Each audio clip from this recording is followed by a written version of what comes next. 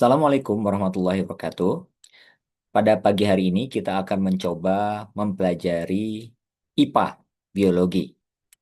Nah, materi kali ini kita mempelajari tentang gerakan pada tumbuhan. Nah, jadi tumbuhan itu sebenarnya bergerak, ya, cuman memang tidak nampak. Nah, ada yang disebut sebagai gerakan etionom, ya. Jadi gerakan etionom itu pada tumbuhan adalah gerakan yang terjadi akibat rangsangan dari luar. Nah, jadi kalau ada rangsangan dari luar, tumbuhan ini bisa bergerak. Faktornya apa saja? Bisa jadi rangsangan cahaya, kemudian air, kemudian sentuhan.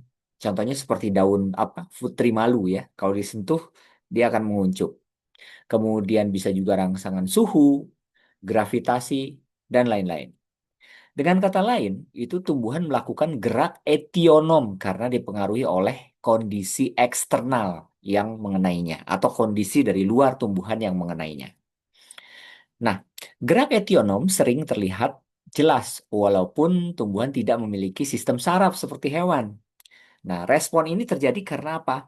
Karena tumbuhan mampu mendeteksi perubahan lingkungan melalui sel-sel khusus. Kemudian memicu gerakan sebagai bentuk adaptasi tumbuhan untuk bisa bertahan hidup. Nah, gerakan pada tumbuhan itu ada beberapa jenis. Itu yang pertama ada yang namanya tropisme, kemudian ada yang namanya nasti, kemudian ada yang namanya takisis. Nah, kita akan bahas satu persatu.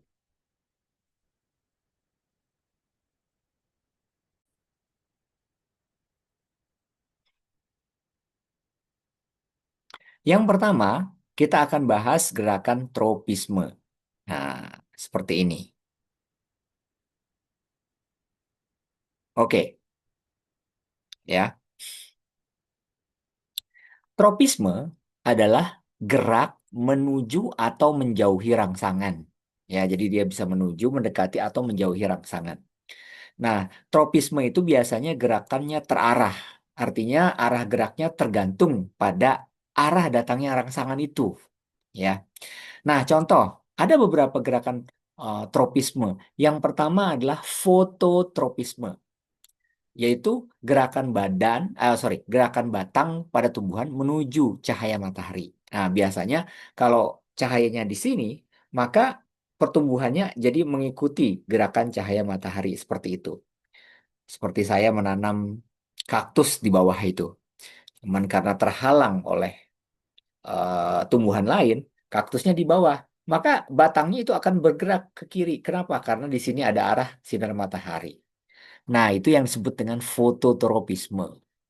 Kemudian, yang kedua, ada yang disebut sebagai geotropisme. Apa itu geotropisme? Jadi akar tumbuh ke arah pusat bumi, ya. Jadi kalau tumbuhan itu kan ada akarnya nih di bawah. Akarnya itu tumbuh ke arah pusat bumi. Geo. Nah, itu yang disebut dengan geotropisme.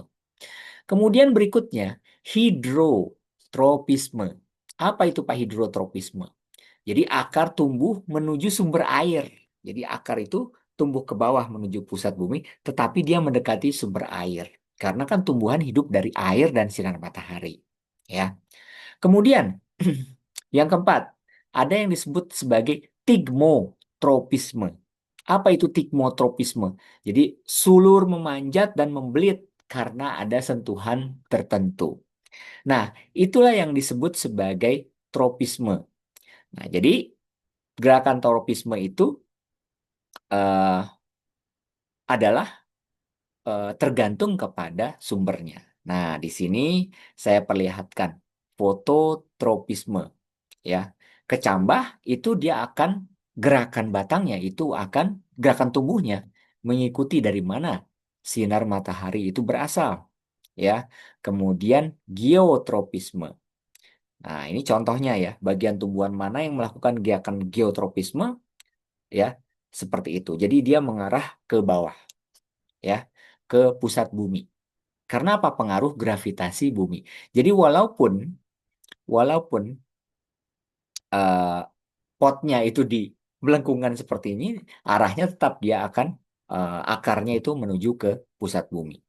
Kemudian hidrotropisme, kemudian kemotropisme. Nah, ada lagi kemotropisme ini adalah gerak bagian tumbuhan karena rangsangan zat kimia. Jadi ada kata kemo, ya. Contoh gerak kemotropisme adalah gerak akar menuju zat di dalam tanah, ya. Kan tumbuhan itu butuh N, P, ya. Nah, oleh sebab itu kalium dia butuh itu. Dia akan akarnya itu akan bergerak mencari zat-zat tersebut. Nah, tadi tigmotropisme. Jadi gerakan tumbuhan karena adanya rangsangan sentuhan pada satu sisi persinggungan. Oke? Nah, ini contohnya. Kemudian kita lanjutkan, ada yang disebut sebagai taksis. Nah, apa itu taksis? Taksis itu adalah gerakan berpindah seluruh tubuh ke arah rangsangan. Nah, biasanya terjadi pada organisme atau tumbuhan bersel satu, ya, atau gamet tumbuhan yang dapat bergerak. Contohnya apa? Spermatozoid, lumut, ya, atau paku menuju ovum karena apa? Adanya air. Itu yang disebut dengan taksis. Nah, yang terakhir itu ada yang disebut sebagai nasti. Nah, di sini nasti itu ada macam-macam. Ada yang namanya fotonasti, ada yang namanya niktinasti, ada yang namanya tigmonasti. Nah, ini contohnya. Eh, kita mulai dari gerakan fotonasti dulu, ya. Fotonasti itu sebenarnya kita mulai dari nasti dulu deh. Jadi apa itu nasti? Nasti itu adalah gerak karena rangsangan, tetapi dia tidak tergantung kepada arah rangsangan itu. Ya, gerak nasti ini tidak terarah. Kenapa? Karena dipengaruhi oleh cepat atau kuatnya rangsangan tadi. Jadi, jadi memang dia tidak terarah. Nah, kita lanjutkan.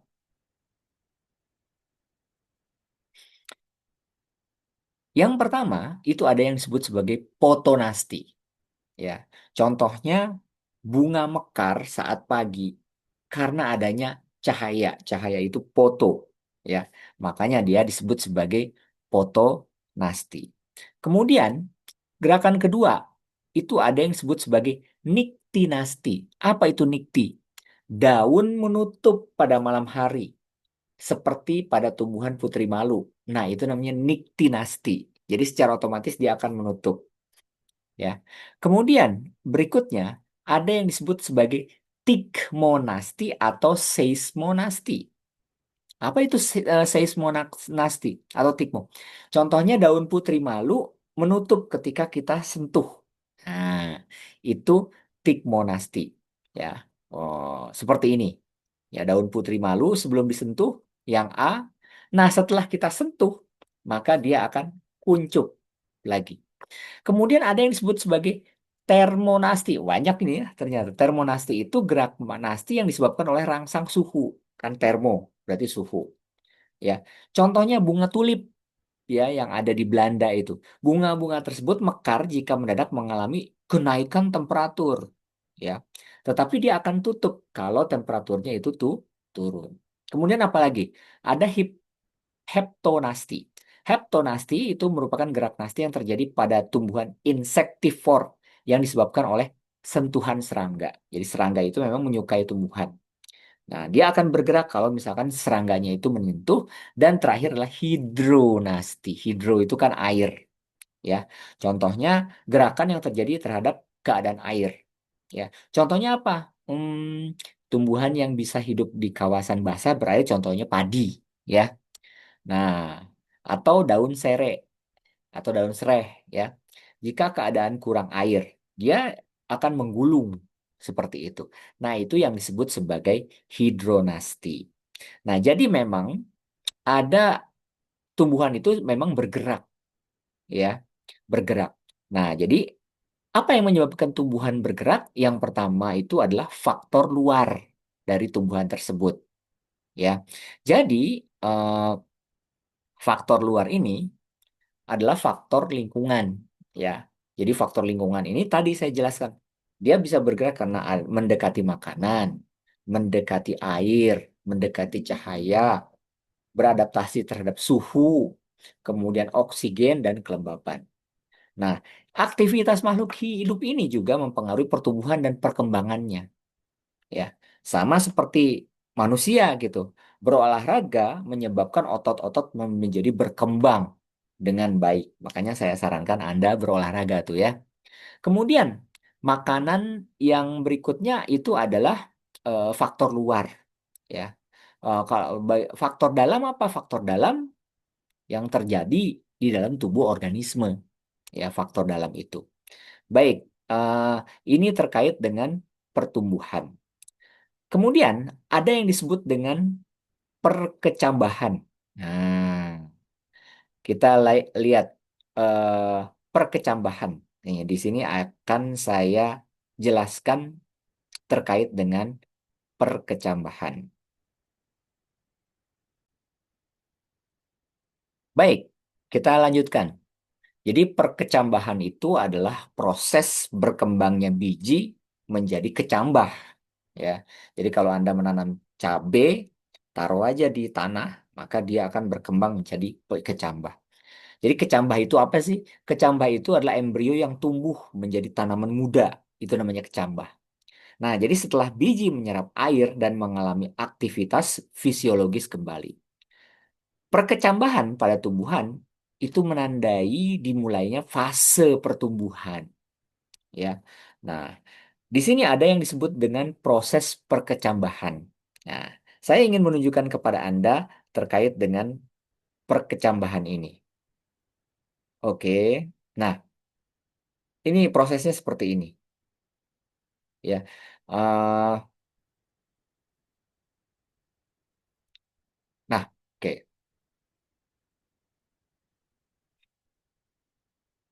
Jadi, kenapa ada proses perkecambahan? Karena ada faktor yang mempengaruhinya. Yang pertama adanya air, yang kedua adanya oksigen, yang ketiga adanya suhu, dan yang keempat adalah cahaya matahari. Jadi ada empat ya, air, oksigen, suhu, dan cahaya. Nah, kemudian perkecambahan itu ada dua jenis. Ada yang namanya epigeal, ada yang namanya hipogeal. Ya, epigeal itu ciri utamanya itu adalah katiledon itu terangkat ke atas permukaan tanah. Ya, contohnya adalah apa? Kacang hijau, pokoknya kacang-kacangan, kacang tanah. Tetapi ada yang disebut dengan hipogeal, ya. Jadi dia tetap berada di dalam tanah. Contohnya adalah jagung, kacang kapri. Nah, jadi itu perkecambahan. Nah, proses perkecambahan mulai dari yang pertama tuh dia nyerap air, ya, nyerap air. Misalkan biji menyerap air melalui kulit biji. Kemudian air mengaktifkan enzim, mengembangkan jaringan biji dan memecah massa dominasi. Kemudian tahap kedua ada yang namanya aktivasi enzim. Jadi enzim itu memecah cadangan makanan di dalam endosperma atau katiledon. Kemudian yang ketiga itu pemanjangan akar lembaga. Jadi muncul akar. Jadi fungsinya untuk apa akar ini? Untuk menyerap air dan menambahkan kecambah ke tanah, menambahkan. Jadi dia supaya apa ya? Memancang ke tanah. Kemudian pertumbuhan plumula atau tunas. Nah, setelah itu baru deh tumbuh tunasnya. Jadi tumbuh ke arah atas atau mengembangkan batang dan daun pertamanya. Nah, itulah yang disebut sebagai proses perkecambahan. Nah, seperti yang digambar ini, ya, mulai dari radikula, kemudian akar berkembang, kemudian kulit biji pecah seperti ini, ya, dan dia berkembang menjadi calon daun, tunas daun, dan terus, ya, dan terus berkembang. Nah, di sini perbedaan antara epigeal, tadi saya sebut ya, epigeal. Jadi kalau epigeal itu adalah bijinya ke atas terus.